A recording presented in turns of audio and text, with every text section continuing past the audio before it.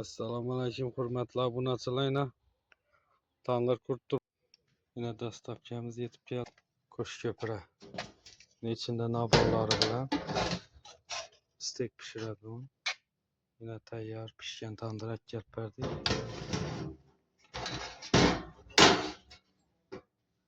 Yine kime shunday tandir kerak bo'lsa zakaz etaverasizlar. Garantiyali tandir. İkinci sentrda yine Zafer usta kurt tuttu. Usta harmanasa. Var.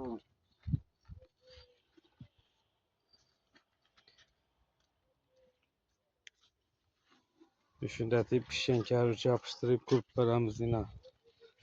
Kime zakasını tandır gerek olsa zakaz etaverasizlar. Garantiya beriladi kesek chiqarmasligini. Bir yilning ichida kesek chiqaradigan bo'lsa, o'rnina boshqa tandir besplatniy beriladi. Shunda sim tortiladi yine.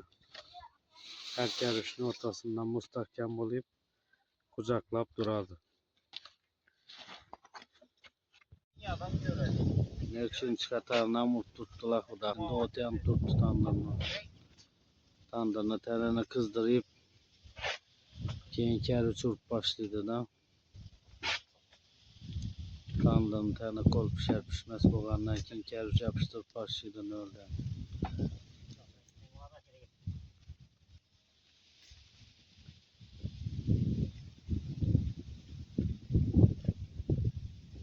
Zafer usta suvag'ini ham urib boshladi. Aşağı sim ham torttiribdi bulayni. Mustahkam bo'lsin deb. O'ti ham turibdi yine içinde.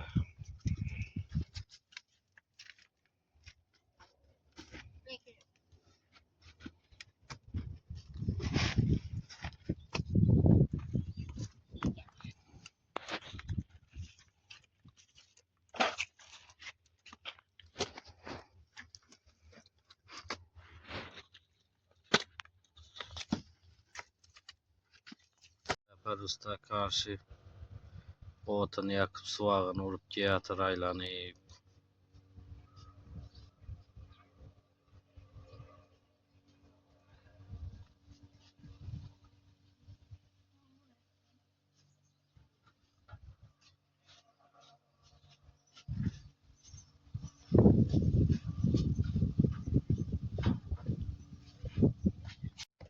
Nişattı Zafer usta bittimi? Yine içəm oppak oluyub, o'ti ham turibdi içinde. Kime shunday garantiyali zakasni tandir gerek olsa, telefon nomer kaldıramiz, bağlanaverasizlar. Garantiya beriladi tandirimize.